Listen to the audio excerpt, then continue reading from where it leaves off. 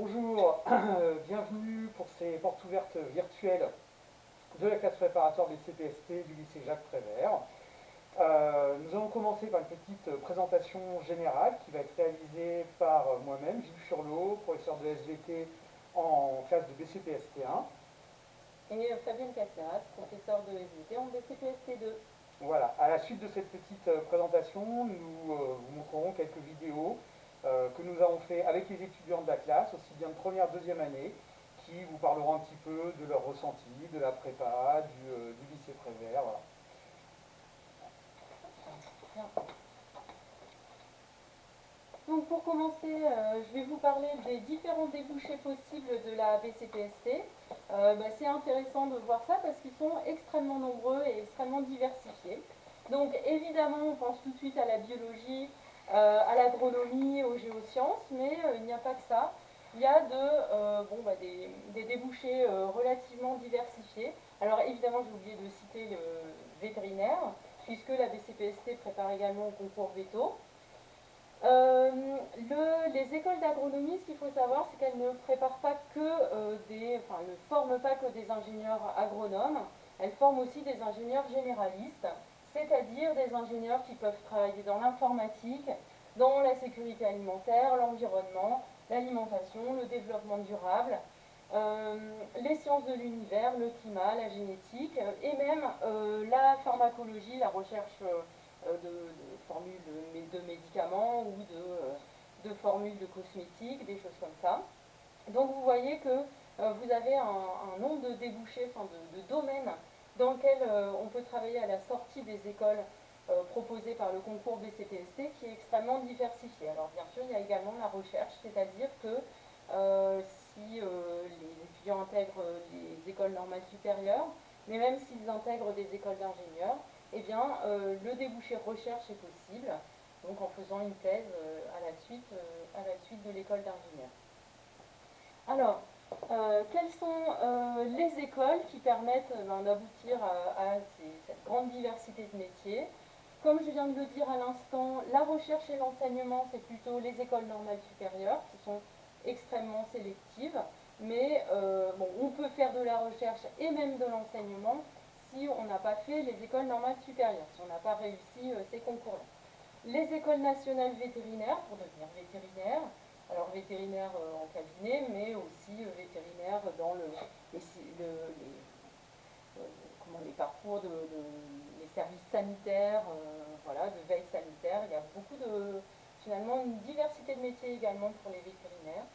Toutes les écoles d'ingénieurs du sciences du vivant, donc de l'agronomie, de l'agroalimentaire, de la biotechnologie. Il existe de très nombreuses écoles qui peuvent être plus ou moins spécialisées, et donc plus ou moins généralistes, et qui vous permettent de faire des choix assez distincts. Les écoles d'ingénieurs géologues, génie de l'eau et de l'environnement, des écoles d'ingénieurs plus spécialisées sur le concours G2E, avec les travaux publics, le géomètre expert, les cartographes, et bientôt l'école de météorologie également, qui va ouvrir au concours BCPST. Et depuis quelques années, des écoles d'ingénieurs généralistes qui offrent des places à la BCPST, des écoles que les étudiants intègrent généralement avec les autres prépas scientifiques, MP, MPSI, des choses comme ça. L'école polytechnique, l'école centrale Paris, qui à partir du concours 2024 va offrir 30 places au BCPST, les INSA, les petites mines. Donc tous ces concours Polytechnique centrale et INSA, c'est sur l'un des concours, le concours agro. L'école des ponts, c'est sur les concours ENS. Et les petites mines sur le concours G2E. Et vous avez également des écoles de chimie qui offrent, les grandes écoles de chimie, qui offrent quelques places au BCPST, 4-5 places par école. Alors pour entrer dans ces écoles, eh bien, il faut passer des concours, et pour passer les concours, il faut les préparer. C'est l'objet de ces 2 années de classe prépa BCPST. Et là, je vous présente un petit peu la répartition des horaires en BCPST. Donc en BCPST1, vous avez évidemment des SVT, c'est ce à quoi on pense tout de suite, B pour biologie et ST pour sciences de la Terre, répartis en cours et en TP. Vous avez également de la physique-chimie, avec cours et TP, et Math Info avec cours TD de maths. Et finalement, il reste à peu près un quart du temps où il y a un certain nombre de matières littéraires. Donc, le français philo, 2 heures, anglais, 2 heures. L'anglais LV1 est obligatoire puisque au concours agro qui offre le maximum de places, eh bien, l'anglais LV1 est imposé. Et LV2 optionnel. Après vert, on propose l'espagnol en LV2. Un petit créneau de sport est réservé, 2 heures, c'est du sport en général sur la base du volontariat et des séances assez libres. Et vous voyez ici, il nous reste les TIPE qui sont en fait des travaux d'initiation à la recherche en groupe, en petits groupes, sur un thème choisi par les étudiants et encadré par les profs de sciences de la classe. Donc vous voyez qu'il y a finalement un certain équilibre en BCPST entre les 3 matières scientifiques, SVT, physique, chimie et maths info, et sans négliger évidemment les matières littéraires importantes, en particulier les langues qui sont obligatoires en école d'ingénieur. Ce qu'il faut savoir, c'est que en école d'ingénieur, 2 langues vivantes sont obligatoires avec le anglais LV1. En BCPST2, c'est presque la même chose. Vous retrouvez exactement les mêmes matières, avec une répartition sensiblement égale des 3 matières et des TP et des cours. Mais à cela, on ajoute la géographie. Donc la géographie, qui est... alors la géographie en BCPST, c'est très différent de ce que vous avez l'habitude de voir au lycée. C'est de la géographie physique, donc de l'analyse de cartes IGN et de l'occupation des territoires de France. Donc ça nécessite une bonne culture générale de la géographie française. Voilà, donc un conseil en général qu'on donne aux nouveaux étudiants, c'est de se mettre un petit peu à jour de la géographie en France et de l'occupation des territoires et de la manière dont sont exploités les territoires. Voilà. En plus de ces cours, évidemment, eh bien, il faut ajouter toutes les évaluations. Chaque samedi matin, il y a les DS, c'est tous les samedis matins, sauf ceux des vacances. Il y a également les interrogations orales, donc qui sont les fameuses colles que l'on fait en BCPST et dans toutes les prépas. En BCPST, eh bien, on alterne entre une semaine où on a colle de maths et physique et la semaine suivante où on a colle de SVT et anglais, ou alors SVT et géographie en 2e année.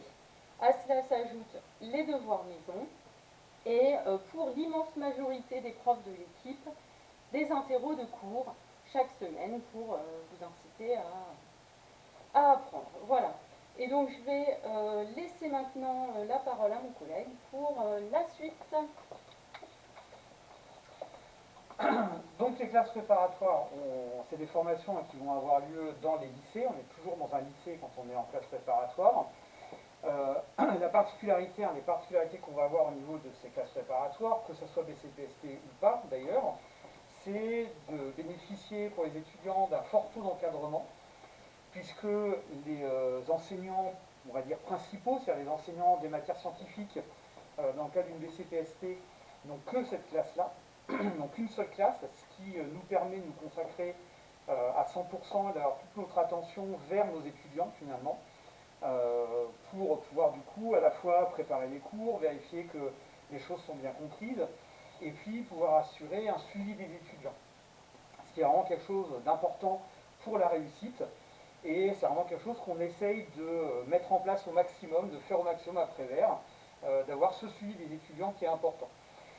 Comme vous l'a dit ma collègue, on a une approche d'un point de vue cours qui est avec une partie pratique qui est très importante, des TP qui occupent un volume horaire qui n'est pas négligeable, des travaux dirigés qui viennent compléter ça, les TIPE qui permettent aussi une approche pratique, et puis du terrain, parce que en géologie en particulier, mais aussi un petit peu en biologie, par la botanique, par l'écologie, il est nécessaire, enfin il est normal et nécessaire de faire une approche de terrain, ce qui peut prendre la forme de éventuellement des petites sorties en cours d'année, et puis d'un voyage d'études en première année et un voyage d'études en 2e année, hors problématique sanitaire bien évidemment. Ce qui permet aussi d'avoir quelque chose ce qui permet aussi d'avoir un suivi qui est important, c'est l'école, dont on va commencer à vous parler, qui vont être des interrogations orales par petits groupes. Ça va revenir régulièrement, ça permet aux étudiants de maintenir un rythme de travail qui est régulier, d'apprendre le cours régulièrement, d'apprendre à faire les choses régulièrement. Ça permet aux étudiants de s'auto-évaluer, de se rendre compte finalement si le travail qu'ils ont fourni correspondait à ce qu'il fallait faire et ça fonctionne ou pas. Et puis ça joue un rôle très important dans le suivi qu'on peut avoir en tant qu'enseignant, parce que ça nous permet vraiment de voir si les étudiants comprennent bien, suivent bien ce qui se passe. Tout ça, vous voyez, quand on vous parle de tout ça, de ces cols, des devoirs, etc., on voit bien qu'on est sur une formation qui est une formation qui est très exigeante en classe préparatoire.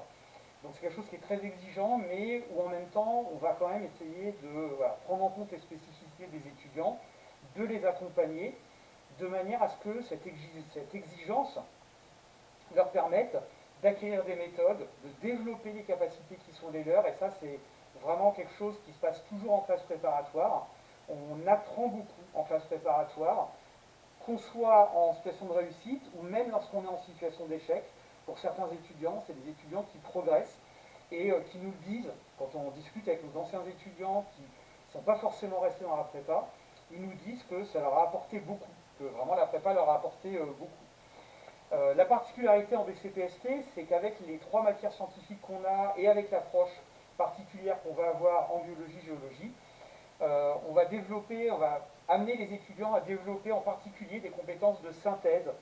Le fait d'être capable d'avoir une vision qui est intégrée, une vision globale, de mettre en relation des éléments, des matières qui sont différentes. Et ça, pareil, c'est quelque chose qui, d'un point de vue formation, finalement, est quelque chose qui est très intéressant. Alors, comme c'est quand même exigeant, c'est quand même relativement difficile, on ne va pas se mentir, ça veut dire que c'est très important d'être motivé, d'être vraiment motivé quand on vient en classe préparatoire et d'être capable de s'adapter euh, pour changer de méthodologie lorsque ça ne fonctionne pas et d'être capable d'écouter. Ça, c'est vraiment quelque chose qui est fantastique, qui est phénoménal. Écouter, ça veut dire être capable d'entendre les conseils qu'on va donner et de s'adapter, de changer sa manière de faire pour pouvoir suivre les conseils et pour arriver à progresser. Ça va permettre d'aboutir finalement à l'issue des 2 années de classe préparatoire à un certain nombre de concours, donc c'est le débouché principal, qui vont se regrouper en 3 grands ensembles de concours. Le concours agrovéto, on aura les écoles vétérinaires, toutes les écoles de sciences la majorité des écoles de sciences du vivant. On aura Polytechnique, on aura Centrale Paris, donc on a beaucoup d'écoles dans ces concours, les écoles de chimie aussi, et les écoles vétérinaires. Le concours G2E qui va regrouper toutes les écoles qui sont en lien avec les sciences de l'environnement, la géologie et un petit peu travaux publics et ce qui se rapporte à ça. Et puis le concours NSPON qui est beaucoup plus exigeant, qui va mener essentiellement aux écoles normales supérieures. À partir de ça, il y a d'autres débouchés possibles. Il n'y a pas que les concours en sortant de classe préparatoire des CPST. Il y a aussi certaines écoles qui vont recruter des étudiants sur dossier entretien. Il y a des formations universitaires sélectives qui aiment bien recruter des étudiants qui sortent de BCPST. Donc des formations sélectives au niveau L3. Et puis il y a des possibilités d'orientation universitaire, en particulier grâce aux inscriptions cumulatives, qui permettent à tout étudiant qui est inscrit en classe préparatoire de pouvoir se réorienter en BCPST, soit en cas d'échec, soit s'il préfère repartir sur l'université et éventuellement présenter d'autres concours par l'université. Au niveau du lycée Prévert, les particularités qu'on va avoir, c'est d'abord d'être une structure à taille humaine. Structure à taille humaine, ça veut dire qu'on n'est pas dans un grand lycée prestigieux, on n'est pas dans un lycée avec 15-20 classes préparatoires. On est une petite structure, il n'y a qu'une seule classe préparatoire dans le lycée Prévert, il n'y a que de la BCPST et une classe de BCPST. Il n'y a pas d'autres classes prépa. Alors ça peut gêner certaines personnes éventuellement, mais il y a d'autres personnes qui aiment bien parce qu'on est vraiment sur une petite structure avec un côté un peu familial entre guillemets finalement. D'un point de vue fonctionnement, les cours ont lieu du lundi au vendredi. En général, les cours débutent à 8h du matin et les cours sont jusqu'à 15h, 17h en fonction des jours, sachant qu'avec l'école, les étudiants peuvent être amenés à rester jusqu'à 19h maximum au lycée certains jours. À ça, donc, le samedi matin, comme on en a déjà parlé, des devoirs sur table, et de manière à pouvoir bien préparer les concours. Il y a un TP blanc qui est organisé en première année, un TP blanc qui est organisé en deuxième année de biologie, qui permet de se mettre dans des conditions de TP de concours qui sont différentes quand même un petit peu de ce qu'on fait pendant l'année. Et il y a un concours blanc en BCPST2, il n'y a pas de concours blanc en BCPST1 parce que d'un point de vue pédagogique ça ne me semble pas adapté. Le concours blanc BCPST2 a lieu normalement à la rentrée des vacances de février, ce qui permet aux étudiants de faire des pré-révisions en vue des écrits. Et ça concrètement, on a constaté que c'était quelque chose, un fonctionnement qui permettait d'augmenter finalement les chances de réussite des étudiants aux écrits. La LV2 en l'état actuel, c'est que de l'espagnol. Alors en sachant que la LV2 rapporte, c'est une option, donc ce n'est pas une langue obligatoire et qu'elle rapporte très très peu de points au concours. Elle ne rapporte pas de points au concours vétérinaire. Il n'y a plus de LV2 au concours vétérinaire à partir de l'année prochaine. Et au concours agro, elle rapporte très très peu de points, donc on la propose quand même, mais bon, voilà, c'est pas trop finalement, c'est pas trop dans l'idée des concours pour la peine. En première année, pour assurer un bon suivi, à Prévert, on va réaliser 2 séries de rendez-vous individuels. Une première série où on voit tous les étudiants de manière individuelle au mois de décembre, ce qui nous permet de faire un point, un petit bilan d'étape avec tous les étudiants. Et puis une deuxième série de rendez-vous qui a lieu après le conseil de classe de premier semestre, qui permet là voilà, d'envisager un petit peu plus, pareil, de manière individuelle, la suite des choses, et en particulier de discuter, de préparer les choses s'il y a un risque de réorientation. Nous préférons parler avec beaucoup d'étudiants, anticiper les choses pour que si jamais il n'y a pas de passage en deuxième année, ou qu'il y a un choix d'étudiant de partir, que ça ait été anticipé et que ça ne tombe pas comme une mauvaise surprise en fin d'année, mais qu'il est temps de le préparer et du coup aussi retirer un petit peu des aspects logistiques de sa tête pour se concentrer sur le travail et d'arriver bien à continuer à progresser pendant toute l'année. Donc voilà, il y a un accompagnement qui a lieu en fin de première année, en fin de deuxième année. En fin de première année sur ce que les étudiants font l'année suivante, et en fin de deuxième année, il y a un accompagnement important des enseignants de BCPST2 au moment des concours, au moment des choix des étudiants pour choisir leurs écoles, qui peuvent échanger avec leurs enseignants pour réfléchir à ce niveau-là. Ça nous permet de pouvoir considérer qu'à Prévert, on a une forte valeur ajoutée. C'est quelque chose qui a été reconnu. Il y a eu une année où un magazine, un grand magazine, nous avait classé comme bon plan sur la base justement de la valeur ajoutée qu'on voit lorsque qu'on regarde finalement, qu'on étudie les résultats qu'on va avoir au concours. Alors, concernant les résultats, alors vous avez certainement consulté les classements de l'étudiant et finalement, le classement étudiant, il est proposé sur différents critères, soit les ENS, soit Veto, soit ENS Veto et AgroParisTech, et sinon 19 écoles différentes. Alors ce qu'il faut savoir, c'est que si ce classement vous donne une indication, il reste très partiel puisque vous avez un grand nombre d'écoles qui ne sont pas prises en compte par le classement étudiant. Ça veut dire qu'il y a un nombre non négligeable en fait d'étudiants qui intègrent des écoles et qui sont en quelque sorte considérés comme des échecs par l'étudiant. Bon, ce qui pose problème, et c'est ce qui peut vous expliquer également la différence notable entre ce que vous avez pu voir comme résultat d'intégration dans le classement de l'étudiant et les résultats réels d'intégration qui existent au sein des classes prépa et en particulier la nôtre. Donc, vous avez disponible sur le site de la prépa l'intégralité des résultats depuis l'ouverture de la prépa et depuis les premiers concours qui ont eu lieu en 2010.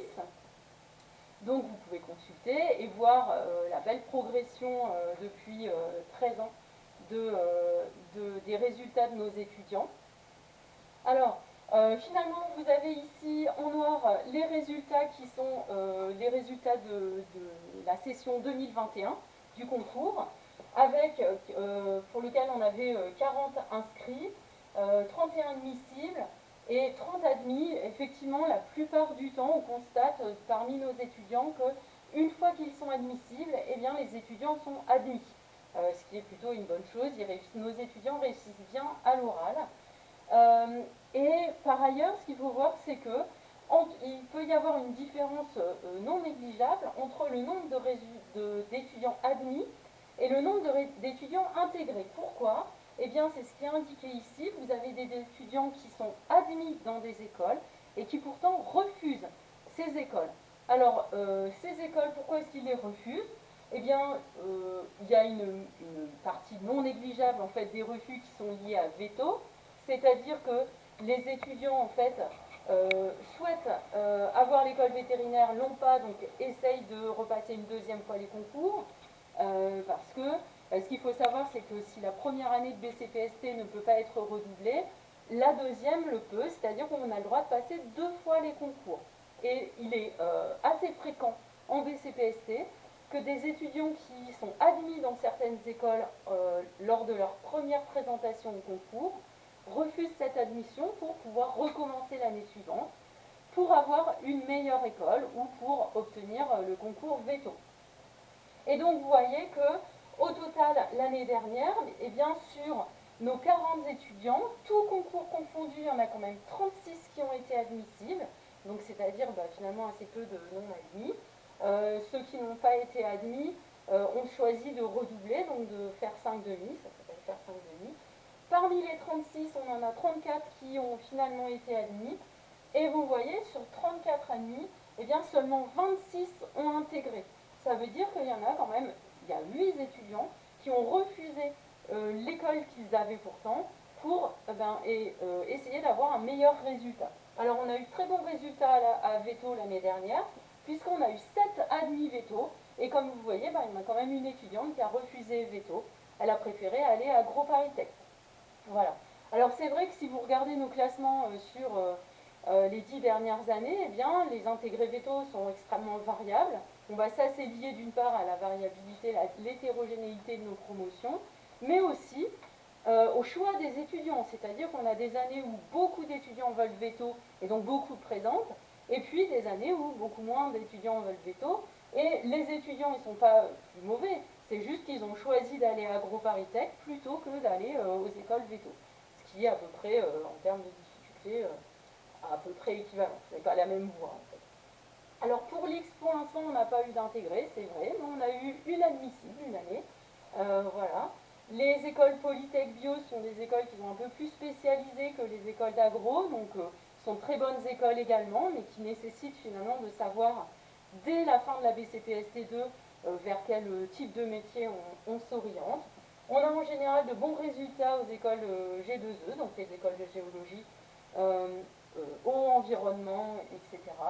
Et puis pour l'instant, pour les ENS, on a eu, depuis l'ouverture de la prépa, un admis aux ENS. Voilà. Et finalement, si vous souhaitez quand même vous fier aux résultats publiés par l'étudiant, qui sont des résultats, comme je vous l'ai expliqué, un peu partiels, je vous recommande plutôt d'utiliser la moyenne sur 5 ans. Parce que la moyenne sur 5 ans, ça lisse un petit peu les effets d'hétérogénéité de promo, en particulier sur des petites prépas où il n'y a qu'une seule classe, dont nous faisons partie. Et finalement, notre taux d'admissible sur 5 ans, eh bien, il est plutôt pas mal. 87%, plus de 80% d'admissibles, plus de 80% d'admis. Bon, voilà, ce qui fait que finalement, on a de bons résultats. Les variations du classement étudiant, là encore, sont liées au choix des écoles intégrées par les étudiants. On a des étudiants qui sont admis dans des écoles type agro, qui sont pris en compte par le classement d'étudiants, mais qui choisissent, parce que c'est ce qu'ils ont envie de faire, d'autres écoles plus spécialisées qui ne sont pas prises en compte par le classement étudiant. Et donc c'est vrai que en fonction des choix réalisés par les étudiants, le classement d'une prépa peut changer considérablement d'une année à l'autre. Globalement, on a depuis 2016 des taux d'admissibles supérieurs à 80% pour des promotions qui, étant donné notre recrutement, sont quand même assez hétérogènes. Ça veut dire qu'effectivement, comme vous l'a indiqué mon collègue tout à l'heure, on a une bonne valeur ajoutée, c'est-à-dire qu'on parvient avec toute l'équipe qui fonctionne très bien et qui n'a pas beaucoup bougé depuis l'ouverture de la prépa, eh bien, à faire très bien réussir les étudiants par rapport à leur niveau de départ. Et vous pourrez le constater avec les témoignages des étudiants qui sont finalement très contents d'être chez nous. Alors, n'hésitez pas si vous avez des questions à poser sur le chat, on essaiera d'y répondre. Alors, si les concours ne sont pas réussis, eh bien, il y a quand même pas mal de possibilités de réorientation de débouchés, hein. Alors, le passage entre la BCPST1 et la BCPST2, chez nous, il n'y a pas de quota, c'est-à-dire qu'on ne décide pas d'éliminer systématiquement une partie de la classe. C'est vraiment selon l'investissement, selon l'engagement des étudiants, évidemment leur niveau, hein. Lorsque le niveau n'est pas suffisant, on essaye tout au long de l'année de discuter avec l'étudiant, de le voir, de l'amener à reconsidérer son projet. En tout cas, c'est jamais annoncé de manière brutale. Et finalement, l'équipe de première année, pour décider des passages entre la première et la deuxième année, se pose la question de savoir si, oui ou non, il y a une chance de réussite au concours, que ce soit en 3,5, c'est-à-dire au cours de la première présentation, mais aussi en 5,5. C'est-à-dire qu'on peut très bien laisser passer des étudiants alors qu'on pense, on n'est jamais sûr, hein, on ne peut jamais être sûr, on a parfois de très bonnes surprises. Donc à partir du moment où on pense qu'il peut réussir, même si ça ne sera qu'au cours de la deuxième présentation, eh bien le passage est accordé en BCPST2. Voilà. Alors comme je l'ai évoqué tout à l'heure, hein, il n'y a pas de redoublement possible en BCPST1. Donc soit on a la possibilité du passage en BCPST2, soit il faut réfléchir à une réorientation, et ça l'équipe de BCPST1 accompagne vraiment les étudiants dès finalement le début de l'année, hein, même avant les vacances de la Toussaint, pour discuter quand on constate des fragilités, quand on observe que ça va être compliqué. Bon, puis après, les progrès sont possibles, hein. Il n'y a jamais de décisions qui sont prises définitivement au mois d'octobre, évidemment. Voilà. Alors, ce qui est bien, c'est que finalement, les étudiants sont obligés de s'inscrire en cumulatif à l'université, ce qui leur permet de se réorienter à l'université lorsque c'est nécessaire. Alors, l'université, elle propose aussi de très bons cursus, hein, mais ça, finalement, c'est quelque chose dont on discute avec les étudiants directement. L'inscription cumulative se fait après la rentrée. Donc c'est inutile de s'en préoccuper pendant l'été ou des choses comme ça. C'est présenté par l'équipe de BCPST1 et ça se fait courant octobre. L'inscription cumulative, elle est obligatoire. Et donc nous, on a des conventions avec l'Université Paris-Sud, l'UVSQ, donc de Versailles, et Sorbonne Université. Bon, vous avez ici un chiffre indicatif, c'est une moyenne de personnes, de nombre d'étudiants qui passent en deuxième année. Alors c'est très variable, hein, parce que en général on recrute à 42 étudiants, c'est plutôt une petite promo pour les BCPST1, et en fonction des promotions, eh bien, il y a des départs qui sont volontaires, les étudiants se rendent compte assez rapidement que la prépa ne leur convient pas, ou alors ils ont finalement décidé de se réorienter sur complètement autre chose. Ça explique quand même une bonne partie des non-passages, finalement des départs volontaires, et puis une petite partie à qui il faut faire comprendre effectivement que ça ne serait pas une bonne chose de continuer en BCPST2, mais là encore, comme on vous l'a dit, ils sont accompagnés. Alors les réorientations sont toujours positives, c'est-à-dire qu'on a des retours de nos étudiants qui sont partis soit en fin de BCPST1, soit en fin de BCPST2, et en général, ils parviennent à faire de brillantes études après ça. Comme vous l'a expliqué mon collègue tout à l'heure, c'est vrai que passer par la classe prépa, c'est aussi une formation intéressante en termes de méthode de travail, d'efficacité de travail, d'exigence sur son travail, des choses comme ça. Et finalement, on a un certain nombre d'étudiants qui se sont réorientés soit à l'université, voire même en BTS, etc., qui ont ensuite intégré les écoles d'ingénieurs, les mêmes que celles qu'on intègre par la BCPST. Voilà. Donc, le fait de ne pas parvenir à passer en BCPST2, ça ne veut pas dire qu'on a raté sa vie, c'est juste que ce n'était pas la voie qui nous convenait. Et donc, dans ce cas, il faut réfléchir à une nouvelle voie pour parvenir à son objectif. Et finalement, ce qu'on peut voir, nous, avec l'expérience qu'on a, c'est que, en général, les étudiants parviennent à leurs objectifs, quelle que soit la voie qu'ils ont choisie. Alors, comme je vous l'ai dit, la deuxième année peut se redoubler. En général, jusqu'à présent, on a toujours accepté tous les redoublements à une ou deux exceptions près sur 13 ans. C'est-à-dire que les rares fois où on a refusé un redoublement, c'était plus pour des questions de comportement, d'attitude face au travail et même le fait voilà, de ne pas se comporter comme on pourrait l'attendre d'un étudiant de classe prépa. Parce que jusqu'à présent, la chance qu'on a, c'est qu'on a une petite promotion de BCPST1, 42, et que, en théorie, les classes prépa en vont jusqu'à 48, et jusqu'à présent, on n'a jamais eu besoin de refuser des 5,5 pour des questions de place, ce qui peut arriver parfois dans certaines prépas où les effectifs sont plus importants.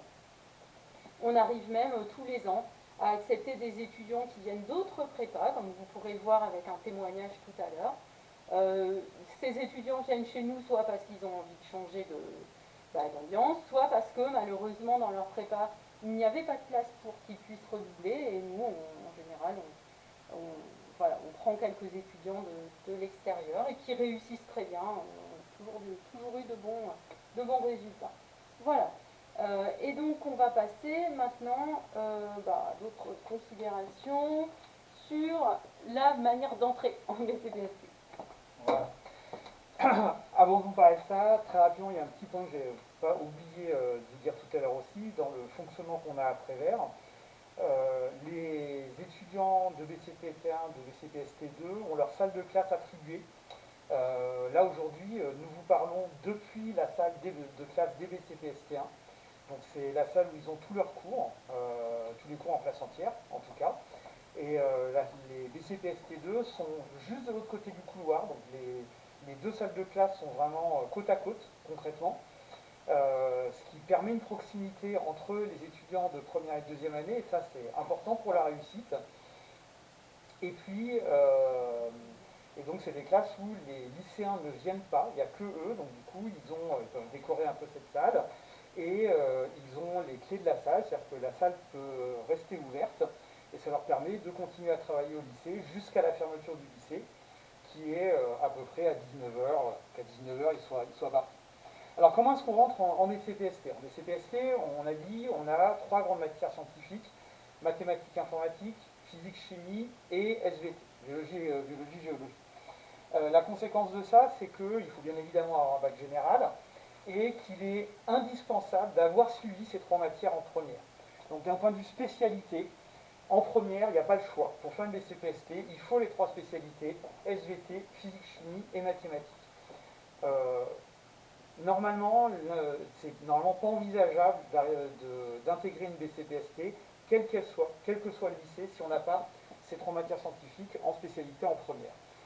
En terminale, l'idéal, ça serait d'avoir les trois spécialités.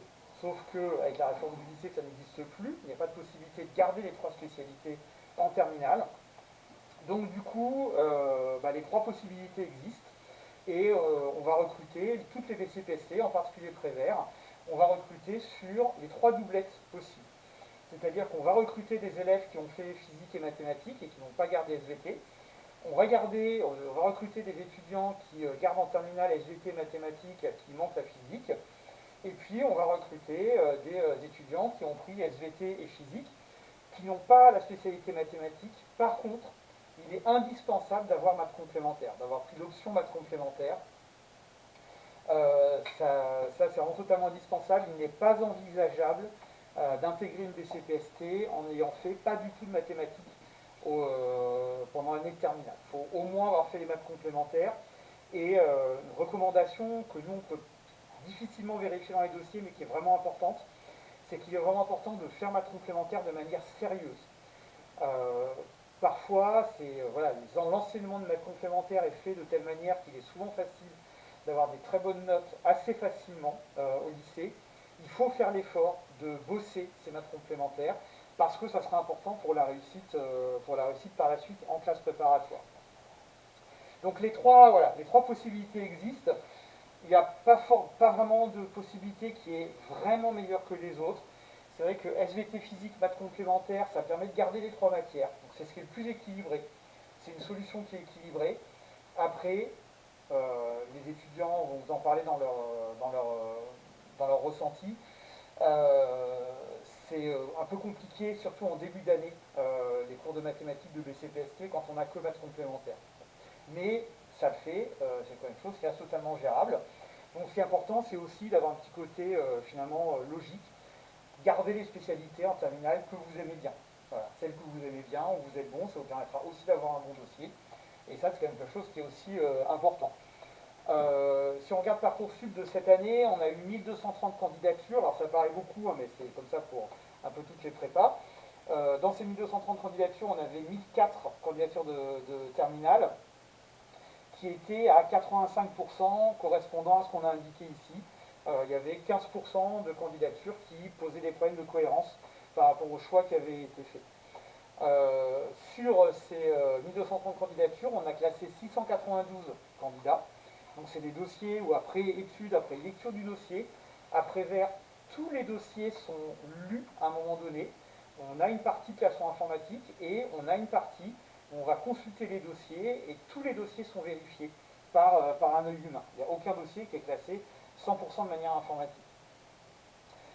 Et quand on regarde ces classés, pour voir par rapport aux spécialités de terminale, les proportions qu'on a eues dans les classés correspondaient aux proportions des candidatures, c'était globalement les mêmes proportions, c'est-à-dire à peu près une moitié de physique SVT avec maths complémentaires, un peu plus d'un quart de maths physique et un petit peu moins d'un quart de maths SVT.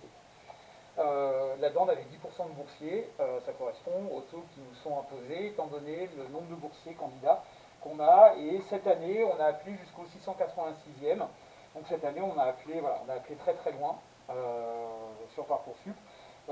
D'autres années, il y a d'autres années où on appelle un petit peu moins loin, mais globalement, tous les ans, par rapport au dossier qu'on classe, on va monter, l'appel va monter au moins jusqu'aux trois quarts des étudiants qu'on a classés qui vont avoir une proposition. Ce qui veut dire qu'au final, hein, sur les 1230 candidatures, quand on candidate à Prévert, on a plus d'une chance sur deux d'être pris, d'avoir une proposition qui peut arriver tôt dans la procédure Parcoursup, fin mai, ou qui peut arriver plus tard, parce que vous savez que la procédure Parcoursup va s'étaler pendant tout l'été et jusqu'à la veille de la rentrée. On peut avoir des appels d'étudiants jusqu'à la veille de la rentrée. Dans l'étude des dossiers, on va tout regarder, on va lire les avis des professeurs, on va lire les bulletins, on va regarder les notes, les classements, on va regarder les lycées d'origine, on va vraiment essayer de tout prendre en compte. On regarde les matières littéraires, hein, c'est important, c'est pas parce qu'on est une prépa scientifique qu'on ne regarde pas les matières littéraires, parce que ça nous indique si l'étudiant est capable de rédiger, on a besoin de savoir rédiger en classe préparatoire BCPST. Pour la spécialité qui est suivie en première et qui n'est pas gardée en terminale, on va regarder les résultats en première. Et ils vont être importants dans l'étude du dossier. On va vraiment prendre en compte comme ça tout le dossier. Pour information, il peut y avoir des spectateurs dans ce cas-là aujourd'hui. On prend aussi des étudiants qui sont déjà en post-bac et qui se réorientent. Par contre, il est vraiment très important d'être très explicite sur la motivation au niveau de la lettre de motivation qui est fournie dans le cas des étudiants post-bac. Parce que c'est vraiment très important pour le classement de ces étudiants. Alors, comme les étudiants vont aucun étudiant n'aura suivi les 3 spécialités en terminale, ça veut dire qu'il y a besoin de remédiation qui va être organisée essentiellement au premier semestre de BCPST1. Ah ben oui, ça c'est plus valable, je vais corriger. Donc les étudiants qui n'ont pas suivi SVT, donc ceux qui font maths physique en terminale, vont avoir 18 heures de remédiation au premier semestre. On va reprendre l'essentiel du programme de terminale, ce qui est nécessaire pour la BCPST1. Les étudiants qui n'ont pas suivi physique-chimie vont aussi avoir 18 heures de remédiation, donc c'est les maths SVT. Ils auront 18 heures de remédiation en physique-chimie, ce qui leur permet de se remettre dans le bain, de faire des exercices, améliorer leurs connaissances pour pouvoir bien suivre les choses. Et les étudiants qui ont suivi maths complémentaires, donc qui n'ont pas suivi la spécialité mathématique, ces étudiants ne sont pas censés avoir de remédiation, mais à Prévert, comme dans beaucoup de BCPST, il y a des systèmes de remédiation de soutien qui sont organisés en mathématiques pour ces étudiants-là qui ont besoin en fait d'un accompagnement plus important. Ils ont des connaissances qui leur permettent de suivre en mathématiques, mais ils ont besoin d'un accompagnement un peu plus important, et notre collègue de mathématiques va fournir justement cet accompagnement-là. Pour information, les programmes de BCPST, le programme de mathématiques est basé sur le programme de maths complémentaire. Donc c'est vraiment maths complémentaire qui est suffisant pour les mathématiques de BCPST. Le programme de physique est basé sur le programme de spécialité de première, et le programme de SVT est basé sur le programme de spécialité de terminale. D'où le fait que la remédiation ne se déroule pas exactement de la même manière en physique et en SVT. Un point important de classe préparatoire, c'est les temps de trajet. C'est une problématique que nous rencontrons souvent auprès d'étudiants. C'est-à-dire qu'il ne faut pas qu'il y ait trop de temps de trajet pour venir en prépa. C'est pour ça qu'il y a vraiment toujours le conseil d'essayer, quand vous voulez faire une classe préparatoire, commencez par regarder les prépas qui sont près de chez vous. C'est vraiment le plus important. Parce qu'un temps de trajet trop long, c'est fatigant.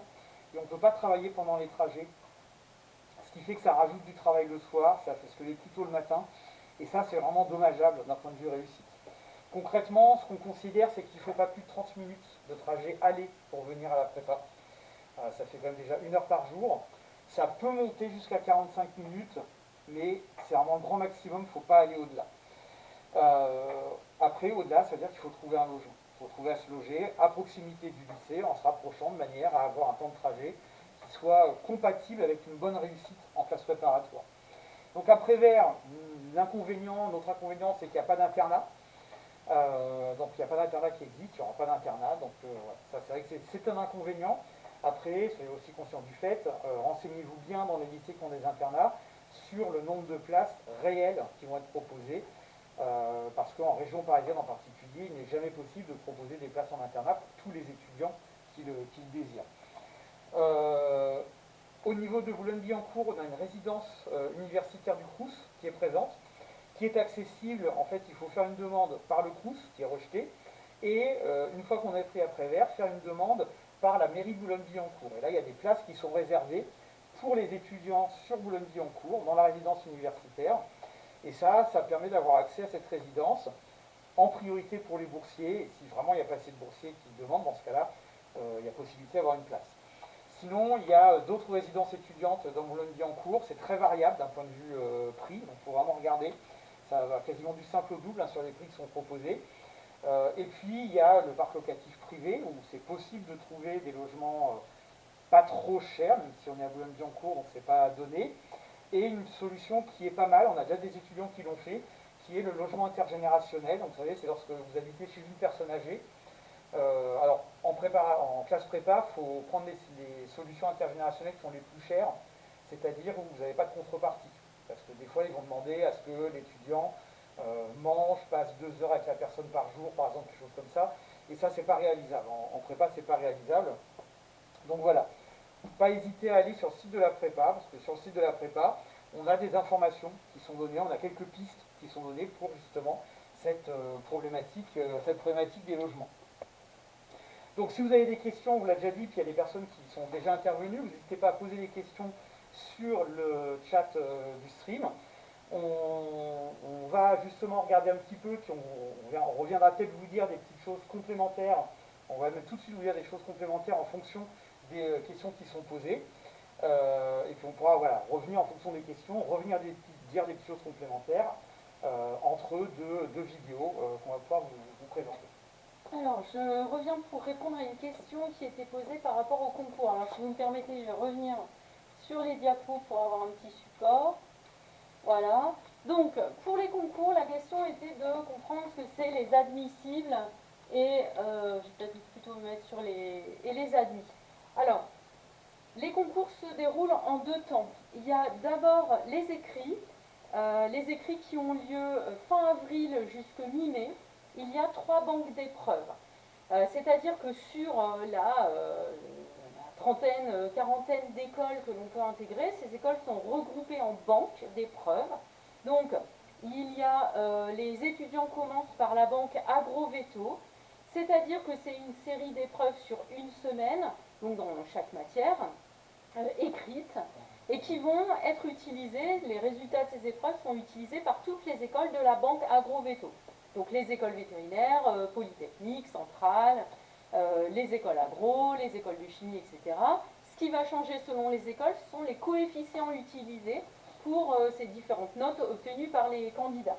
Ensuite, il y a une deuxième semaine, c'est la banque ENS, donc c'est pour ceux qui se seraient inscrits aux ENS et à Pont. Et une troisième semaine, enfin une demi-semaine puisque ça dure 3 jours, la banque G2E pour les écoles de géologie, etc. Donc pareil, une vingtaine d'écoles. Donc les étudiants passent d'abord les épreuves écrites. À l'issue de ces épreuves écrites, en général fin mai, début juin, on a les résultats d'admissibilité. C'est-à-dire qu'à l'issue de ces épreuves écrites, il y a déjà une première sélection. Il y a une partie des candidats qui sont déclarés admissibles et les autres non. Ceux qui ne sont pas admissibles eh bien, devront soit redoubler, soit se réorienter. Les étudiants admissibles vont avoir le droit d'aller passer les oraux. Et donc, il y a une deuxième partie des concours, les oraux, qui se déroulent de mi-juin à début juillet, où là, en fonction évidemment des écoles pour lesquelles on a été admissible, eh bien, on va passer les oraux, donc de la banque AgroVéto, de la banque ENS et de la banque G2E. Et c'est à l'issue de ces oraux que les étudiants sont déclarés ou pas admis, sachant que les résultats d'admission prennent en compte à la fois l'écrit et l'oral. Voilà, j'espère que j'aurai répondu à la question posée.